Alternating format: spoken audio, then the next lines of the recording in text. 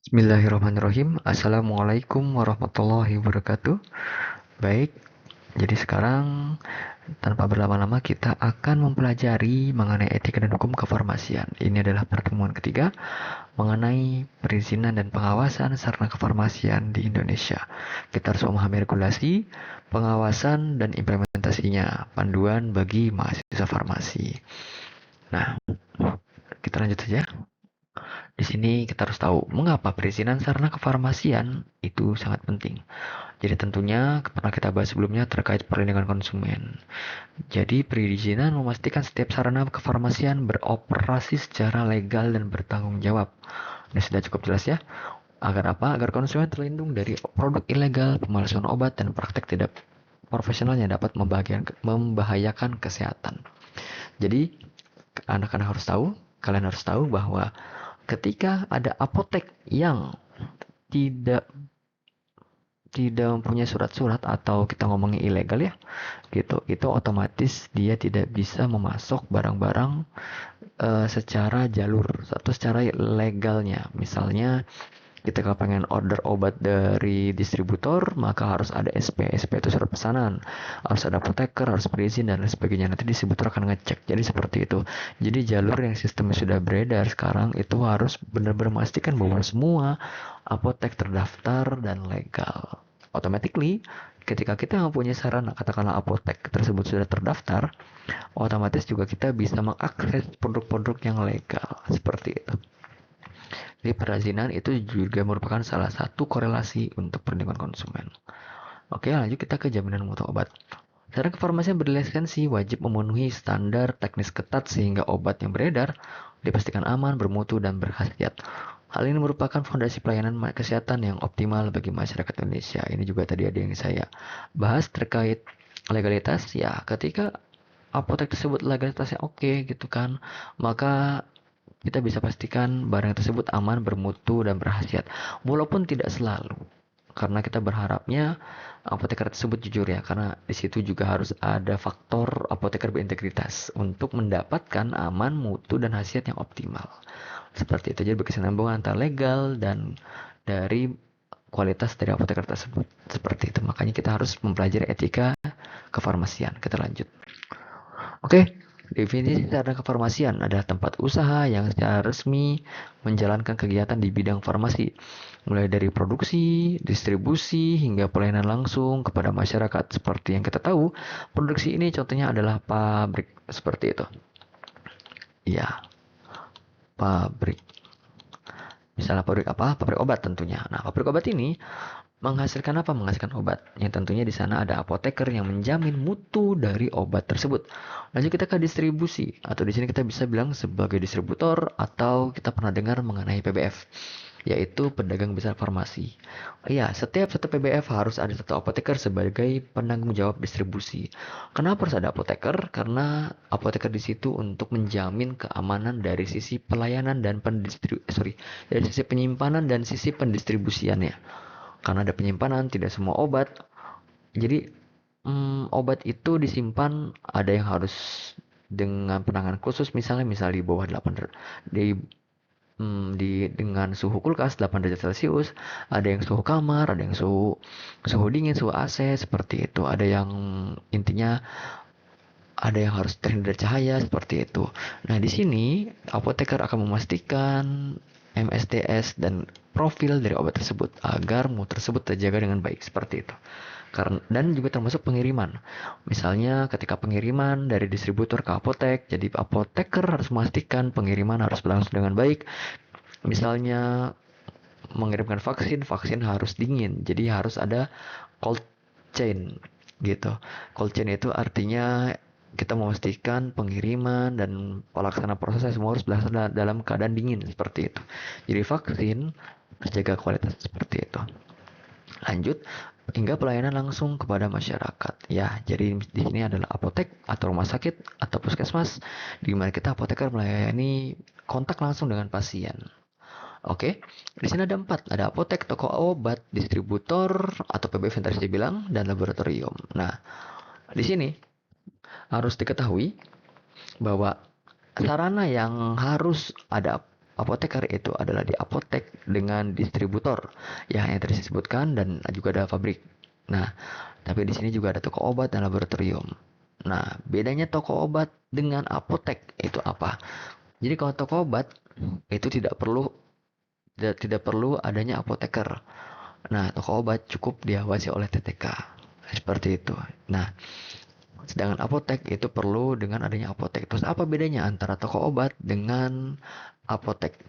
Ya, jadi kalau di toko obat itu tidak boleh menjual obat-obat keras. Itu hanya boleh menjual obat bebas terbatas, jamu, kosmetik seperti itu. Sedangkan kalau apotek itu boleh menerima resep dan boleh melakukan penjualan obat keras. Obat keras misalnya apa? Misalnya antibiotik seperti itu. Nah, itu harus diawasi oleh apotek. Kenapa? Karena kalau tidak diawasi akan terjadi namanya resistensi. Ini sering digaungkan karena resistensi itu sangat berbahaya. Itu di bahasan lain, kita tidak bahas itu di sini. Lanjut, di toko obat tidak perlu apoteker, namun tetap harus diawasi mutunya. Yang selanjutnya adalah laboratorium. Nah, di sini laboratorium adalah sarana pengujian mutu dan keamanan produk farmasi sesuai standar yang ditetapkan Badan POM. Jadi Badan POM ketika melakukan sidak, misalnya katakanlah datang di suatu apotek melakukan sampling atau sidak katakanlah sirup paracetamol. Nah, nanti sirup paracetamol tersebut akan dibawa ke laboratorium. Di situ misalnya ada pengecekan EG DEG. Dulu sempat booming mengenai EG DEG. Yang belum tahu, EG DEG itu adalah singkatan dari ethylene glycol, diethylene glycol yang dulu sempat ada kasus terkait masalah bukan keracunan ya, gagal ginjal pada bayi dan anak-anak seperti itu. Nah, makanya dibutuhkan laboratorium untuk pengecekan kadarnya seperti itu. Tapi di sini lagi-lagi tidak membutuhkan apoteker begitu. Tapi ini adalah sarana penunjang agar apoteker dapat memastikan mutu dapat dilaksanakan dengan baik apa tidak. Karena kita butuh laboratorium untuk pengecekannya. Nah, di sini ada apotek dan distributor. Yang tadi saya jelaskan, distributor mengenai pengiriman obat dan penyimpanan. Apotek adalah tempat praktek apoteker yang dimana untuk menyerahkan obat dan untuk melakukan sarana kefarmasian atau pelayanan kefarmasian. Lanjut, sarana kefarmasian pilar kesehatan masyarakat.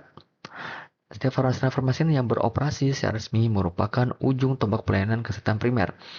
Keberadaan papan nama resmi dan izin yang terpapang adalah tanda kepercayaan publik. Jadi kita harus benar-benar memperlihatkan kepada masyarakat bahwa apoteker itu ada. Apoteker itu ada tanggung jawab sebuah apotek.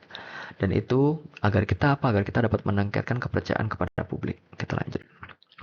Di sini regulasi utamanya ada 3, yaitu Permenkes nomor 11 tahun 2025, ada Permenkes nomor 14 tahun 2021, dan UU Cipta Kerja dan PP nomor 5 tahun 2021. Di sini terkait ada maksudnya masing-masing terkait standar kegiatan usaha dan produk berbasis risiko atau RBA, mengatur persyaratan teknis operasional sarana kefarmasian sesuai tingkat risiko masing-masing jenis usaha. Permenkes nomor 14 yaitu tentang perizinan berbasis risiko di sektor kesehatan. Lalu mengenai selanjutnya PP nomor 5 yaitu mengenai payung hukum sistem perizinan berusaha terintegrasi melalui elektronik yaitu OSS atau Online Single Submission yang menyediakan proses perizinan nasional. Jadi perlu diketahui zaman dulu itu ketika kita pengen bikin apotek kita harus nyamperin Dinkes, terus kita ke IAI dan lain sebagainya, itu cukup ribet. Namun sekarang sejak semua serba online, maka cukup memudahkan proses perizinan seperti itu. Walaupun sistem masih belum berlangsung dengan baik, tapi kedepannya akan ada feedback dan evaluasi dan akan memudahkan kita dalam melakukan pelayanan kefarmasian, terutama dalam hal perizinan. Lanjut, sistem perizinan berbasis risiko atau RBA, Risk Based Approach. Oke, di sini sistem RBA mengklasifikasikan sarana kefarmasian berdasarkan tingkat risiko terhadap kesehatan masyarakat. Semakin tinggi risiko, semakin ketat persyaratan perizinan yang harus dipenuhi. Jadi di sini ada risiko rendah, risiko menengah, ada risiko tinggi. Seperti itu. Ini berdasarkan dari risikonya. Terus manfaat sistem RBA apa? Mempercepat proses perizinan, mengoptimalkan sumber daya pengawasan, mendorong kepatuhan, dan meningkatkan daya saing usaha farmasi nasional. Ini adalah alur proses perizinan sarana kefarmasian. Nah, jadi yang pertama kita mengajukan OSS, di webnya ada. Lalu di situ ada list dari dokumen-dokumen yang harus kita siapkan. Jadi kita cukup menyiapkan dokumennya, lalu kita upload. Nah, di situ ada cukup banyak, misalnya kayak KTP, NPWP, dan sebagainya. Itu harus kita siapkan terlebih dahulu. Nah, termasuk misalnya lokasi dari apotek, dana apotek, dan sebagainya. Jadi, cukup lengkap, cukup banyak. Namun itu adalah hal yang diperlukan untuk membantu pemerintah mengawasi apotek dan perizinannya seperti itu. Lalu di sini pemerintah akan mengirimkan orang untuk melakukan verifikasi lapangan, jadi di audit atau disamperin, kita lihat tuh bener nggak alamatnya sekian, dendanya sekian gitu, dan memverifikasi lapangan dan semua kelengkapan ada. Jadi jangan sampai itu adalah surat-surat bodong atau surat-surat yang tidak resmi seperti itu. Jadi harus ada antara fisik dengan suratnya seperti itu. Lalu setelah oke terverifikasi, maka akan terbit SIA atau singkatan dari surat izin apotek. Garis besar seperti ini. Jadi seluruh proses itu dilakukan secara digital dan transparan. Pemohon dan memantau status permohonan secara real time melalui portal OSS. Jadi kita meminimalkan tatap muka dan mempercepat penerbitan izin. Seperti itu. Ini semua sudah digitalisasi. Kita lanjut. Oke, dokumen apa aja? Salah satu contohnya yaitu ada STRA. Ya, seperti yang kita ketahui, yang pernah kita bahas sebelumnya, STRA singkatan dari Surat Tanda Registrasi Apoteker. Kalau dokter, ya surat tanda registrasi dokter, kalau perawat, surat tanda registrasi perawat, dan lainnya. Tapi ini adalah bukti legalitas kompetensi profesional apoteker diterbitkan oleh KFN. Jadi, kita mendapatkan STRA ini tentunya dari pendidikan formal, yaitu sarjana farmasi dan dilanjutkan dengan apoteker. Nah, di situ setelah kita lulus, kita akan melaksanakan namanya OSCE. Mungkin sudah pada tahu, OSCE itu adalah suatu ujian di mana untuk mengukur kemampuan dari si apoteker tersebut. Jika lulus, kita akan mendapatkan STRA, maka jika tidak lulus, tidak dapat STRA seperti itu. Jadi ini adalah semacam uji kompetensi. SIA yang tadi saya bahas yaitu surat izin apotek, yaitu izin operasional utama yang diterbitkan oleh Dinas Kesehatan melalui yang tadi OSS setelah semua persyarat terpenuhi seperti itu. Ini ada SPPL, surat pernyataan kesanggupan pengelolaan lingkungan, jaminan bahwa operasional apotek tidak merusak atau mencemari lingkungan sekitar. Jadi, karena kita akan melakukan usaha dan berdagang di sekitar masyarakat, jadi kita harus benar-benar make sure bahwa kita tidak mengganggu warga sekitar. Nah, bahkan juga kalau pada saat ini, kalau saya tidak salah, Dinkes itu mempersyaratkan tentang harus ada syarat izin dari RT atau RW setempat. Nah, itu perlu. Kenapa? Karena agar RT RW setempat mengetahui bahwa ada usaha di sana. Jadi jangan sampai ada keramaian yang tidak diketahui oleh masyarakat. Seperti itu. Jadi harus ada izin dari warga sekitar. Lanjut, di sini ada NIB atau nomor induk berusaha, adalah identitas resmi pelaku usaha yang diterbitkan oleh sistem OSS sebagai syarat dasar atas semua jenis perizinan usaha. Kita lanjut. Digitalisasi perizinan mempercepat proses. Ini adalah contoh dari OSS-nya ya. Gitu, di sini ada beranda, perizinan berusaha, pengujian baru, status pengajuan dan bantuan. Jadi di sini kita bisa melihat status pengajuannya seperti itu. Oke, peran apoteker penanggung jawab. Jadi tadi beberapa kali saya singgung terkait apoteker yang bermutu, apoteker yang sebagai penanggung jawab dan lainnya. Nah, jadi apoteker itu mempunyai tanggung jawab utama. Sebagai APJ atau apoteker penanggung jawab adalah jantung operasional sarana kefarmasian. Kehadiran dan peran aktivitas bukan sekedar formalitas, melainkan kewajiban hukum dan etika profesi. Jadi ada kepatuhan standar, ada mutu dan keamanan obat, serta kita harus mempunyai legalitas STRA dan SIPA. Jadi pengawasan secara kefarmasian di tingkat 1 melalui Dinas Kesehatan. Jadi bisa pemeriksaan dokumen, fasilitas, personel, kunjungan triwulan. Jadi setiap 3 bulan bisa datang Dinkes melakukan sidak seperti itu. Tingkat 2, inspeksi insidental. Ini juga sama, sidak juga, Badan POM. Sampling obat, uji lab, investigasi khusus, dan tindak lanjut keluhan. Dan tingkat ketiga yaitu mengenai sanksi administratif. Jika misalnya terbukti di sini ada kesalahan, Nah, maka di sini akan ada sanksi administratif apa aja, yaitu bisa peringatan tertulis, penghentian sementara, pencabutan izin, atau bisa lanjut ke pidana. Tergantung dari kasusnya. Jadi harus hati-hati kepada mahasiswa yang ingin melakukan usaha apoteker nanti, usaha bikin apotek atau lainnya, maka kita harus lengkap perizinannya seperti itu. Oke, contoh kasus. Nah, jadi di sini ada fakta penindakan, yaitu Dinkes Jawa Barat menutup 15 apotek yang di mana apotek tersebut itu tidak punya izin, tidak ada resmi izin sepanjang 2025. Penindakan dipicu oleh laporan masyarakat dan operasi inspeksi mendadak. Beberapa apotek terbukti menjual obat keras tanpa resep dokter. Ini cukup berbahaya. Hati-hati. Saya mengajarkan kepada mahasiswa saya untuk selalu taat kepada peraturan. Karena apa? Karena jika kita menjual obat keras tanpa resep dokter, maka itu bisa berdampak kepada pencabutan izin. Obat keras itu contohnya apa sih? Misalnya contohnya adalah antibiotik yang tadi saya jelaskan di awal. Antibiotik adalah contoh obat keras di mana kalau kita tidak taat peraturan maka bisa terjadi namanya resistensi. Resistensi tersebut tentunya sangat-sangat berbahaya. Kenapa? Contoh misalnya TBC. TBC adalah kasus yang cukup banyak dan menjadi penyebab kematian yang cukup tinggi.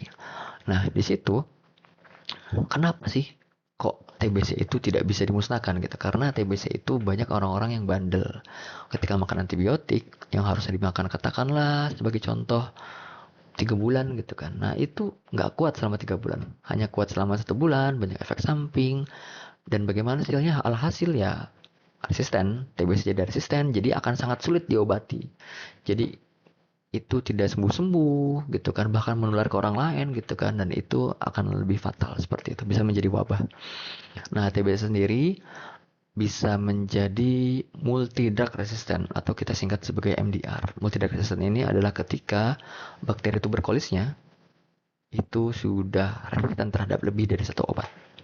Jadi kalau untuk TBC biasa itu biasanya hanya 4 obat atau 4 FDC.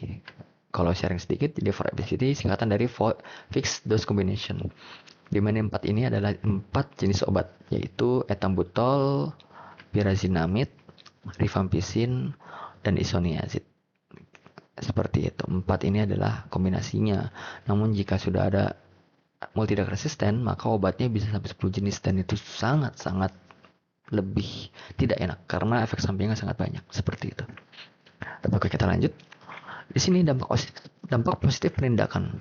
Penindakan tegas ini memberikan efek jerah dan pesan kuat bahwa regulasi kefarmasi yang ditegakkan secara serius. Hasilnya apa? Konsumen terlindungi dari obat. Jadi yang tadi kita bilang mengenai perlindungan konsumen. Kepercayaan publik akan meningkat dan pelaku usaha lain terdorong untuk segera mengurus perizinan. Seperti itu. Kita lanjut. Implementasi perizinan di lapangan. Jadi di sini ada registrasi juga terkait Simona dan Sipnap. Ini adalah pelaporan yang harus dilakukan selama 1 bulan sekali.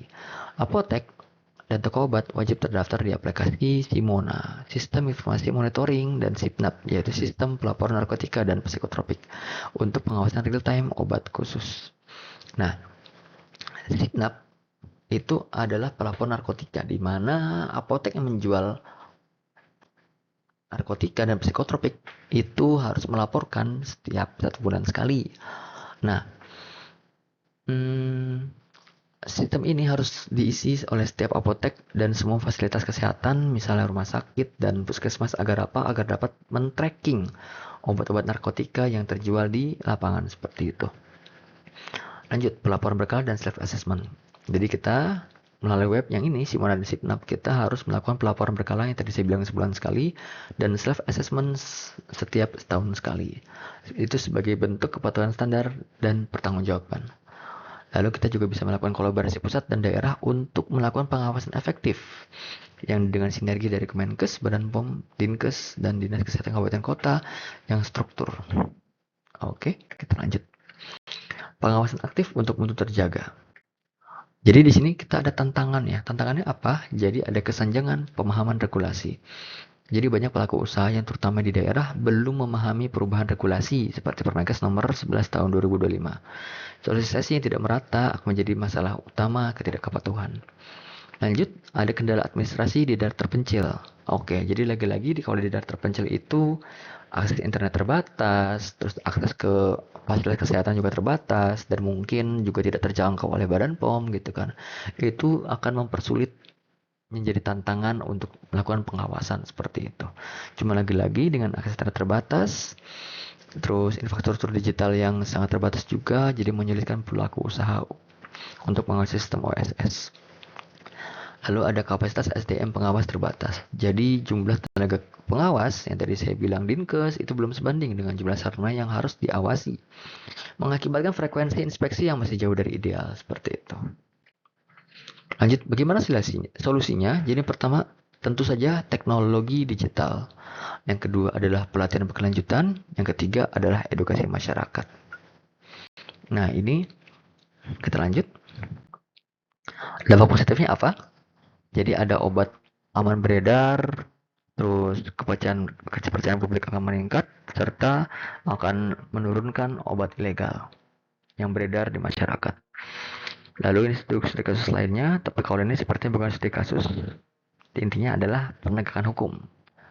Dengan menerapkan sistem OSS RBA, dengan memiliki SRSI dan SIPA, terus ada 2 TTK.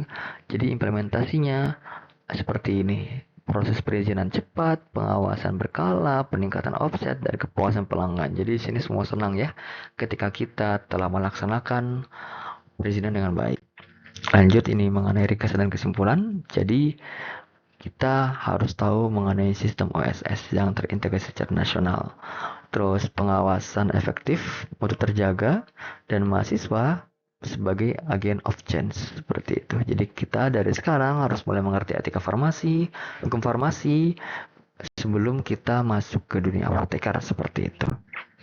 Baik, itu saja dari saya. Jadi semoga pemaparan ini memperkuat pemahaman Anda tentang pentingnya perizinan dan pengawasan sarana kefarmasian di Indonesia. Baik, jadi melalui perkuliahan ini mari kita bersama-sama menjaga mutu dari pelayanan kesehatan, terutama kita mulai dari diri sendiri. Baik, itu saja dari saya. Wabillahi taufik walhidayah. Wassalamualaikum warahmatullahi wabarakatuh. Terima kasih.